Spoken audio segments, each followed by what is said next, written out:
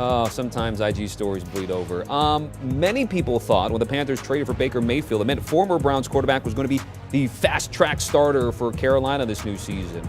Well, not exactly the case. Matt Rule said it's not his job to decide who the starter is. What? They maintained an open competition between the former number one overall pick and the guy that picked 2 slots behind him, incumbent Sam Darnold. We've both had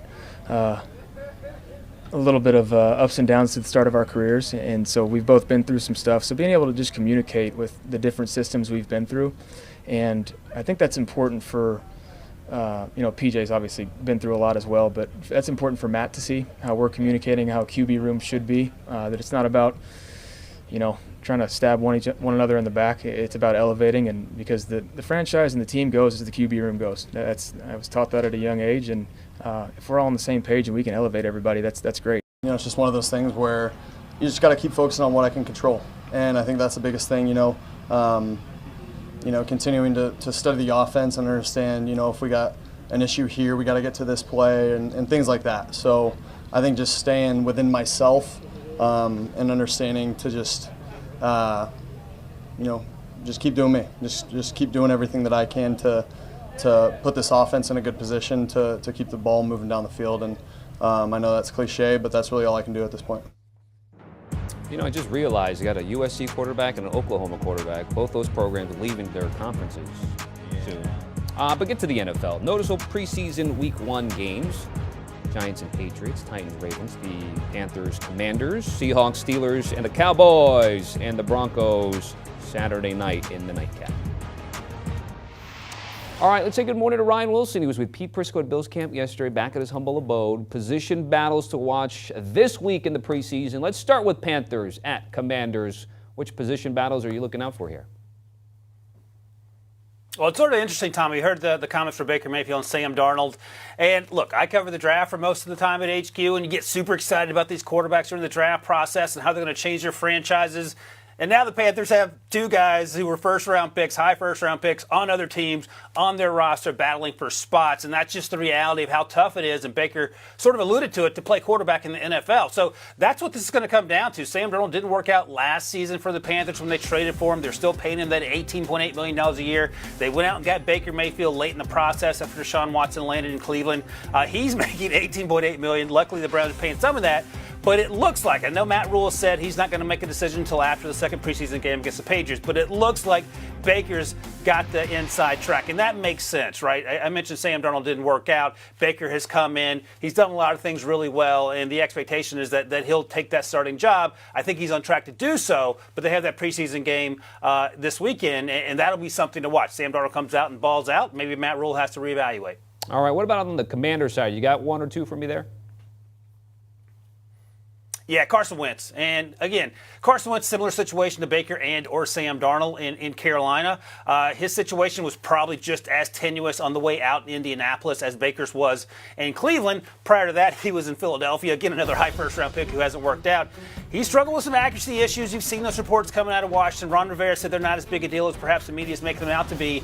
But I've been saying this for some time in the Pick Six podcast. I'm not convinced by the way Carson Wentz has played that he is better play in and play out than Taylor Heineke. He's bigger, he's better arm, more physical. Those things all check the boxes there. But I don't know if he's going to reach that level that we've seen previously when he was playing like a top 10 pick, like a top 5 pick. And I think that's the concern in Washington. That's something they're looking out for. I don't think they want to have a situation where Taylor Heineke plays early, but if Carson Wentz struggles, he's going to be in the conversation. And oh, by the way, in the 5th round, they took Sam Howell out of UNC, who is also going to be in the mix at some point. All right, position battle breakdowns. What are you looking out for in the Seattle-Pittsburgh game? The storyline so far, Tommy, are quarterbacks. In Seattle, Russ Wilson is now in Denver. They traded for Drew Lock in the process. He is in the mix to battle for that starting job in that post-Russ Wilson world, along with Geno Smith. Geno Smith somehow is still in the league, the former second-round pick in that 2013 draft class. He's still here. He's got the inside track to win the job, and I think that tells you how far the quarterback position has fallen. Geno started a few games last year when Russ was hurt with a finger. He did okay, but you would hope Drew Lock, a younger player, second-round pick, would have an opportunity to earn that job. It doesn't appear to be that case, but again, huge showing against the Steelers, perhaps changed the opinions among the coaches there in Seattle. The other side of the ball, again, the quarterbacks, Mitch Trubisky, former top 5 pick, trying to make his way now with his third team after Chicago and Buffalo. Kenny Pickett's the first round pick this year of the Steelers, 20th overall.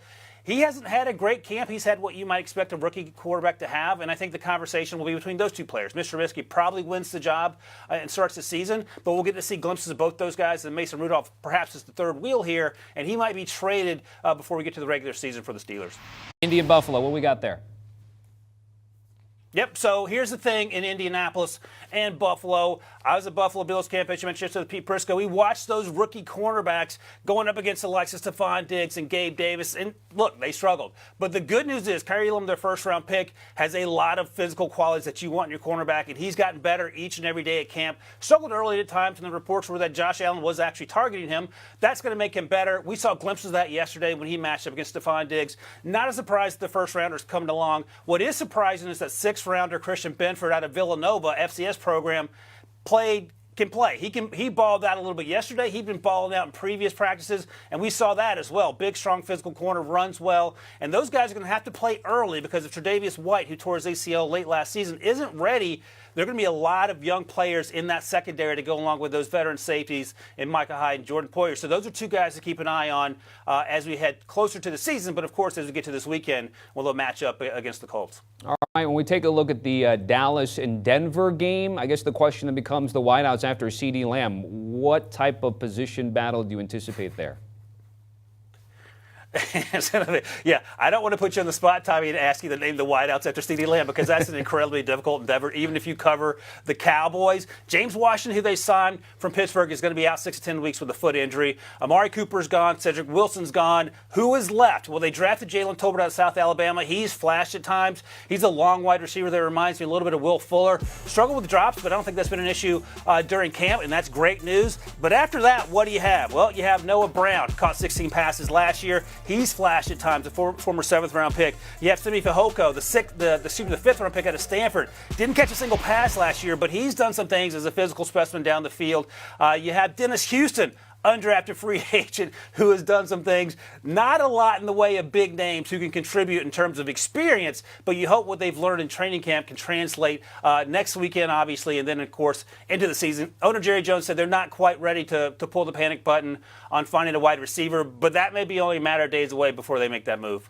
We have a similar situation in terms of wideouts in that Tennessee-Baltimore game with the Ravens specifically after Rashad Bateman here. Yeah, for sure. And even on the Tennessee side, A.J. Brown's gone.